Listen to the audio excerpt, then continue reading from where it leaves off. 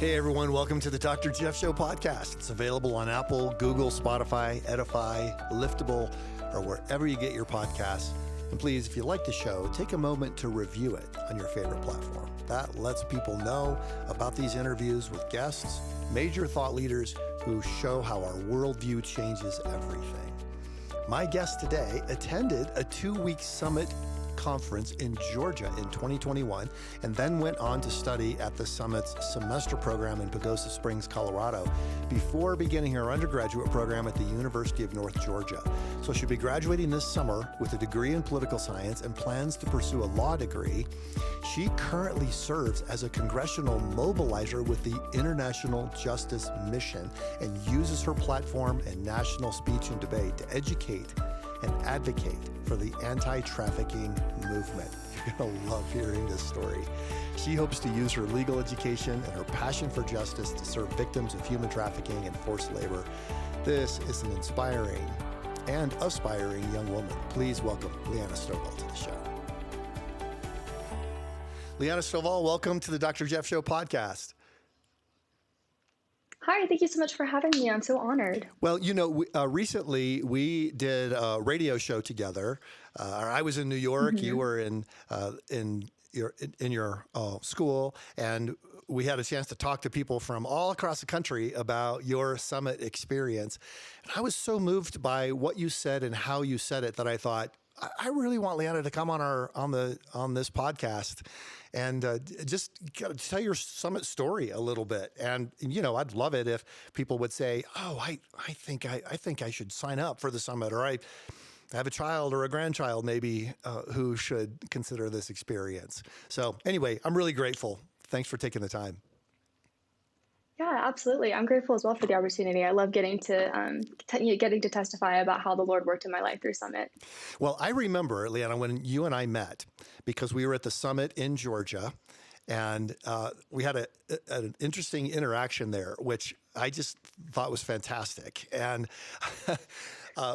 maybe you could tell a little bit about that, and then we want to also talk about what your overall summit experience was like and what summit semester was like for you, because you've also been part of the gap year program at Summit. Yes. And lots of students are thinking about doing that for this year as well. But yeah, talk about that time at Summit, Georgia. What happened leading up to it, and what happened in that interaction from your perspective? Yeah. So for a little bit of background leading into Summit, I was classically educated and I had read the Communist Manifesto for the first time in high school. And so I had bought into this premise about the Marxist worldview and everything is about economics. And so I walked into Summit, Georgia, actually against my will. This was like my parents' last-ditch effort to, turn me around before they sent me off to college because I wanted to pursue a degree in political science. And so I went to Summit with a very arrogant spirit, and I was very on guard, ready to fight anyone who came in my peripheral vision. And so when I went to the seminar on Marxism, I was sitting there with my arms crossed, I know exactly what you have to say. And in 45 minutes, you deconstructed what I had tried to justify for 3 years. There is certainly a question of how much does a 17, 18-year-old person understand about, socioeconomics and that kind of thing. But I mean, it had seeped its way all the way into my worldview, where it deconstructed the way that I understood the church and the family, and it flipped everything. Because a worldview is not topical. A worldview is the framework of reality, and I hadn't quite understood that yet. So I remember there were 2 Q&A sessions that followed that seminar. The first one, I was just there to listen because I was confused, and it was honestly kind of terrifying to have everything you've ever known taken out from under you. And so I remember another student raised their hand and they asked you, "What do you think about people who call themselves Christian socialists?" And you said, "Anyone who calls himself a Christian socialist and hasn't sold everything they own is a hypocrite." And other people in the room thought that was hilarious. And I was sitting there feeling completely gutted because that was what I had staked my whole, reputation and my passion for justice on. And that's the big thing about the Marxist worldview. It's faulty, but the reason that it's so prevalent is because it appeals to our sense of justice. Yeah. And so if you don't have a good understanding of biblical justice, then you can buy into it really quickly because it seems to make sense. And it seems to meet that faith's validity. But if you really dig into it, it doesn't satisfy every question that we have about the world and everything in it. And then at that second Q&A session, that's when I was actually in the chair right next to you. I did that on purpose. And the room was filled with I think there were probably close to 100 students in that room, fighting tooth and nail to be able to hear you speak. And you fortunately called on my hand, and I said, I gave you my story. I think I was talking 1,000 miles an hour, and I forgot that there were other people in the room, to be honest. And I said, you just called me a hypocrite. And I needed to hear that because you have completely changed my worldview, and I now better understand that my understanding of justice is not biblical. So yeah, that was my experience at Summit, Georgia. Well, I don't remember the first Q&A very well. I remember saying that, look, if you want to be a Christian socialist, you got to actually follow through. You got to sell everything. But I very much remember the second Q&A where you were sitting right there and said, you called me out. Really? Okay. But I thought that was very brave of you. And because, when you're sitting there and there are 100 other students there and their experiences are so different, and I sensed the room change at that moment, where it wasn't just your question, it was your question sort of being a proxy for all of the questions that we have. Like, we need to be willing to explore the truth, even if it encounters, in a harsh way, what we have come to stake our reputation or our thoughts or our worldview on. So I want to say thank you for being willing to step out and do that.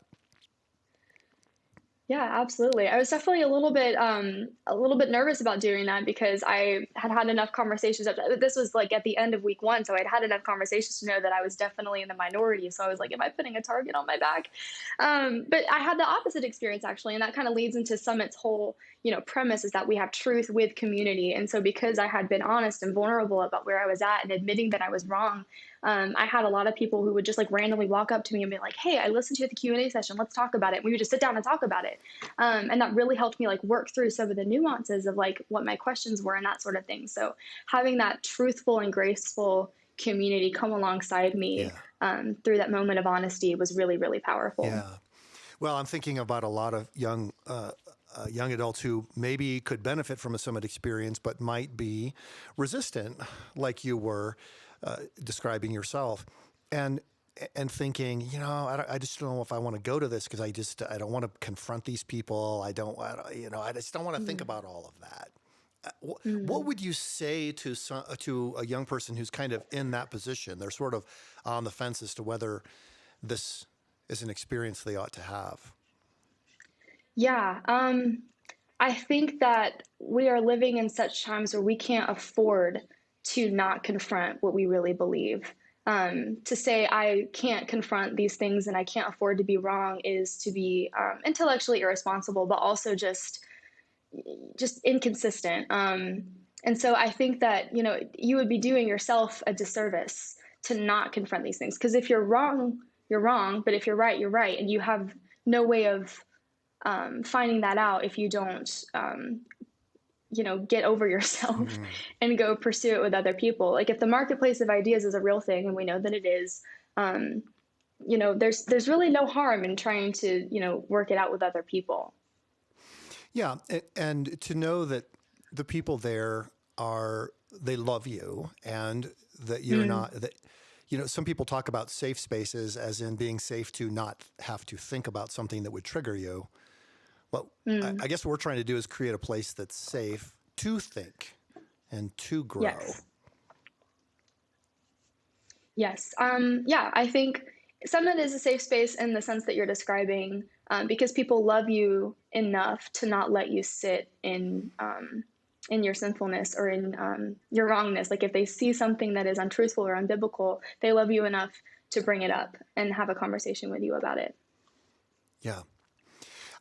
I've always been a little bit curious because we talked that day, and then we talked later when you came to Summit semester.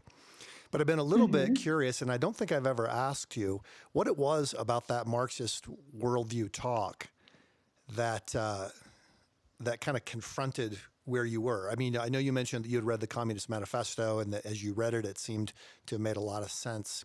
but what was it that happened? Because I think there are a lot of people who just don't believe that one talk can really make that much of a difference in somebody's life. Yeah. So to be clear, the Marxist talk did not completely answer every question I have. Yeah. It took a lot of time and a lot of thought, even now in college, like still pursuing, certain nuances of the question because it's complicated.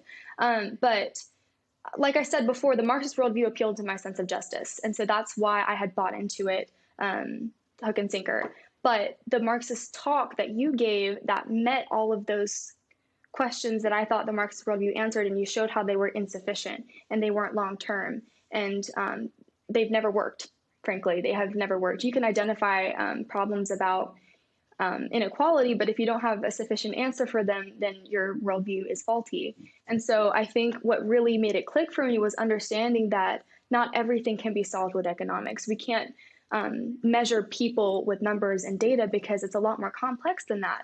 And the Christian worldview and the biblical sense of justice is the only worldview that sufficiently answers those questions about true equality and true justice. And so that's really what the change was for me, is the understanding that not everything is actually about economics. And to say that it is to misrepresent the entire world. Yeah, I appreciate that. Well, at Summit, we talk about theology, philosophy, ethics, biology, psychology, sociology, politics, law, economics, and history. And I've always thought I like that outline. Those topics were given to me by David Noble, the founder of Summit Ministries, and I just took those categories just the way they were, and said, "Well, let's continue to explore them." And my first thought was, well, this gives us 10 interesting ways to think about everything that we're trying to think about. If a Marxist says it's all about economics, or a secularist says it's all about science, or whatever worldviews, it's all about one thing, that we're actually broadening our thinking rather than narrowing it. But I guess I don't know if I've ever shared with you the story. Those 10 subject areas came to the mind of Dr. David Noble when he was a college student reading the collected works of Marx and Lenin. And he said, look, Karl Marx said, or in Lenin, they said, if we want to win the battle of ideas, we have to take over the seminaries. We have to take over the philosophy departments. And, he just went down through those things and wondered, is there a Christian worldview of these subjects? That was really the beginning of his interaction with a Christian worldview. Wow. Was having to confront a Marxist worldview, which I just think is kind of a cool addition to the story. Yeah. Yeah, that is definitely the first time I've heard that, but that is very interesting for sure. Yeah. Thank you for sharing. Well, tell us a little bit about so when you came to Summit for 2 weeks, you said that you had a lot of conversations with other people. What was the overall experience like for you? Because we've just been talking about that one talk and that one interaction, but I want to try to paint a picture for students who might be thinking about coming. Yeah, the overall experience was, it was kind of throwing me off my rhythm because I had been to church camps before, and that's what I thought that I was going to. I think Summit is unique in that it treats young adults as young adults. And so there was a lot of liberty to engage with the staff. I got a lot of incredible relationships with the staff from my Summit conference. I'm still friends with a lot of them. And so we were able to engage with them about all these different topics. Like the conversation was ongoing, and it was really unique to me that like no one would shy away from hard questions. And so that was reiterated to me over and over, both in conversation and also verbally. I will never forget Trip Almond opening up our session with the statement, "God is not afraid of your questions." And I was like, we'll see. But he's not. He's absolutely not afraid of our questions. And so for me, God revealed himself to me in ways that made sense to me because I was definitely on my way out the door of the church. And so in terms of like the academic side of it, obviously he revealed himself in ways to me that made sense, but he also gave me people in my life that I really needed to love me through. I was kind of exiting a difficult season of life. My family had just moved back to the state of Georgia from Florida, and I had to have some issues with college resolved. I had been planning to go to the University of Florida, but since we left Florida, I didn't want to pay out-of-state tuition, so my college was kind of up in the air. And so I was kind of going through it, and I tend to be really defensive. about interpersonal relationships. And so God put people in my life. My small group leader was so wonderful and so patient with me. And so having those people who loved me when it wasn't very easy to love me was probably one of the most significant aspects of my experience at the conference. Now, how did you decide to go from a 2-week summit experience to spending an entire semester during a gap year program with Summit? Yeah, I was having a conversation with Trip and Megan Allman about church hurt, and like we ended up talking about everything under the sun. And they both encouraged me to pursue semester, and I had never heard of it. I probably wouldn't have been interested if I had been going to college, but I think it's a good thing that that wasn't on the table for me. So I think the Lord divinely ordained the steps for me to be able to go to semester, because in retrospect, I tell people now, if I hadn't gone to semester, I probably wouldn't be a Christian anymore, because semester gave me an opportunity to wrestle with the questions that we didn't have time for at the conference, because the conference, it answers a lot of questions, but then it stirs up even more than you had before. And so the way that I kind of made that decision, it just felt like the next right step for me. So I remember going home and I went to get ice cream with my parents, and I had this whole proposal in my head. And I was like, all right, guys, I've narrowly escaped the jaws of communism. If we want to keep me out of the jaws of communism, I need to go to Colorado. I love it. And it worked. It worked. So yeah, the As a Lord, parent, I would find that very persuasive. they definitely found that to be persuasive, because yeah, it was very persuasive to keep me out of the jaws of communism. So anyway, so I gave them my proposal. They were like, we'll set up an interview, and then if the Lord wills it, then that's what we'll do. And so I had my interview with Trip. It went really well, and I was accepted into the program. The biggest concern was honestly finance, but the Lord, he owns the cattle on 1,000 hills, and he made it happen, especially through the generosity of Summit donors. That is a huge reason that I was able to go, was because of Summit donors who sponsor kids to be able to go to these programs. Yeah. Yeah. Well, I know a lot of those donors are listening and watching, and they will be very encouraged to hear that, to be able to put a name and a face with a contribution that the Lord led them to make. So thank you for mentioning that. I'd love to just hear a little bit about what you're currently working on, what your plans are, because I think they're fascinating, and it really, you're preparing to do something that, well, you mentioned escaping the jaws of communism, but what you're preparing to do is a very big task that I think is scary to a lot of people. And I'd love for you to share about your plans. Yeah, absolutely. So I'm currently wrapping up my undergraduate program at the University of North Georgia. I'm getting my degree in political science, and I'm going to be pursuing a law degree, Lord willing, at the University of Georgia, because I would like to aid victims of human trafficking and forced labor. So what that looks like in terms of my life right now, a lot of what I do as a student mobilizer is just education and advocacy. Those are the two biggest things that I do right now as a student. And so the big message that I try to emphasize over and over and over is helping people understand that the problem is much more prevalent than we realize. But we do have the power and the position to see human trafficking end in our lifetime. It is not an impossible task. And so I do a lot of talks, like a lot of what I do is just interpersonal, but I also have a lot of platforms through the International Justice Mission.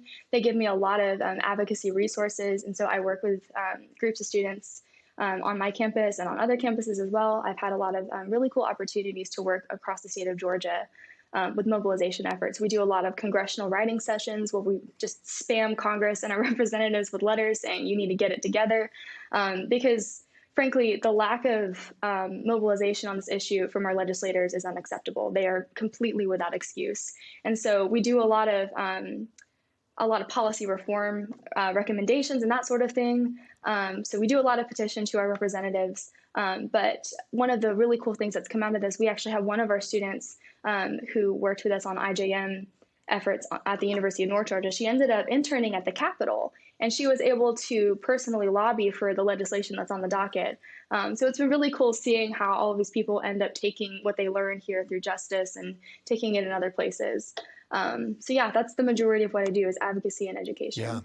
Well, I think when people hear that more people are in slavery today than have ever been in slavery in history, Hmm. and they hear about sex trafficking, this all sounds so shocking and overwhelming that to think that it could actually end in our lifetimes is hopeful, but sounds that's a big promise. You know, how do you encourage people to see that? And I guess there are two questions. And the second one is, what kinds of steps do we need to be thinking of?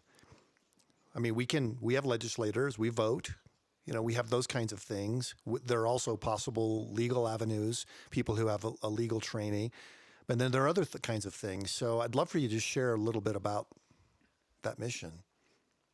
Yeah, absolutely. So I think the biggest thing that people understand tangibly is online exploitation. That is probably one of the most prevalent ways that we have trafficking in the United States. That's primarily where my arena is domestic and exploitation within the U.S. So a lot of what people don't understand are access points and how do these things happen. And so whenever I remember a conversation that I had recently with a mom who just like she wasn't quite getting it. I don't remember how we got on the topic, but we were sitting there talking about child exploitation, and she just could not understand how children could get roped into these things. She's like, "Who's watching over them?" And so I helped her understand that, like, you send your child to a sleepover and you don't have any verification of who's at that sleepover. That's typically an access point to online exploitation, and you would have no idea. So helping people understand access points is a really good way to help them understand preventative measures, especially for their children. When you make it real for someone and understand it can happen to you, you are not immune from the evil that we have in this country.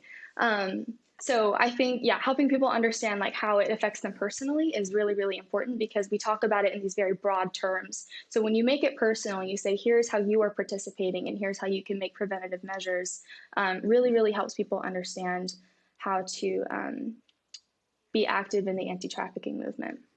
You mentioned legislation. Is that legislation that's currently before Congress and being considered? Yes, actually, I'm doing a lot of policy reform recommendations right now.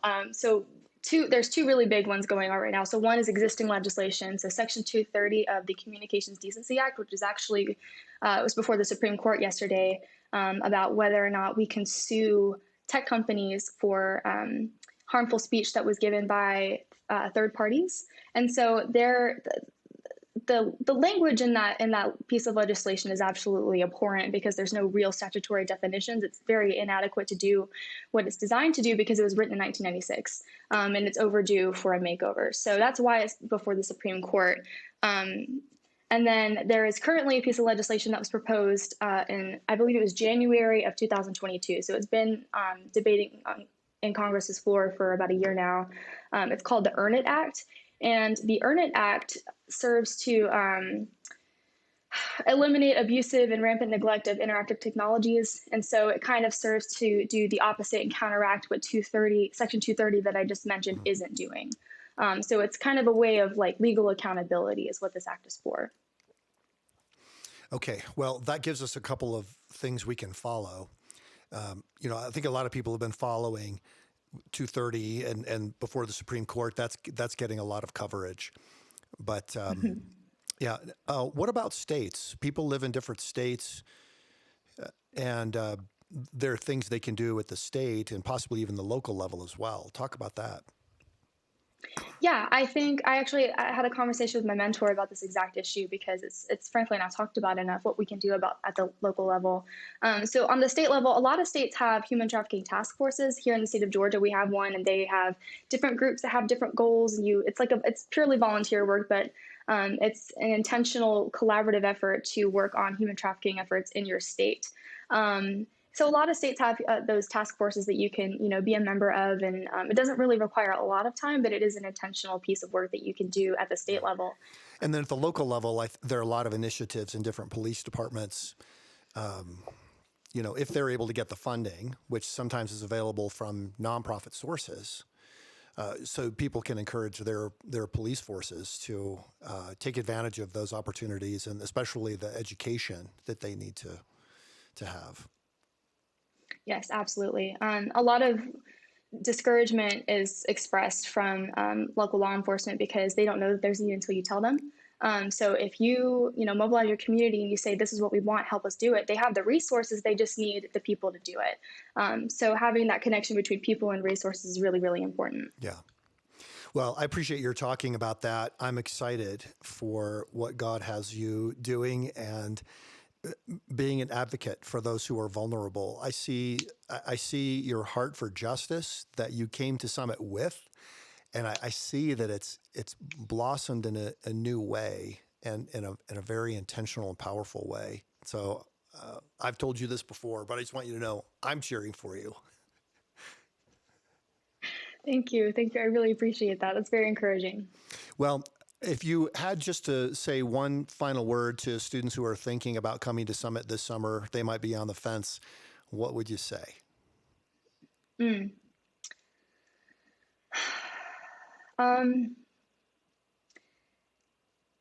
There is hope for our generation despite messages of hopelessness. And that hope comes from the truth that changes everything. Wow. Thank you. Liana, thanks so much for your time. I really, really appreciate you taking this time. Yeah, absolutely. Thank you so much for having me. Thank you to my guest today, Liana Stovall, for coming on the show. What a great story. You could see how a 2-week program can change somebody's life. You can see how even just 1 hour with one interaction in a 2-week program like that can change someone's life. Well, Liana would also want you to know that if you're interested in the international justice mission that she spoke about, you can visit ijm.org. Liana's heart wants to rescue the millions here and around the world trapped in slavery. And that's a biblical mission. As the prophet Micah declares, he has shown you, O mortal, what is good. And what does the Lord require of you? To act justly and to love mercy and to walk humbly with your God. May that passion rub off on us in all of the pursuits that we have. Thank you for tuning in. We'll see you next week.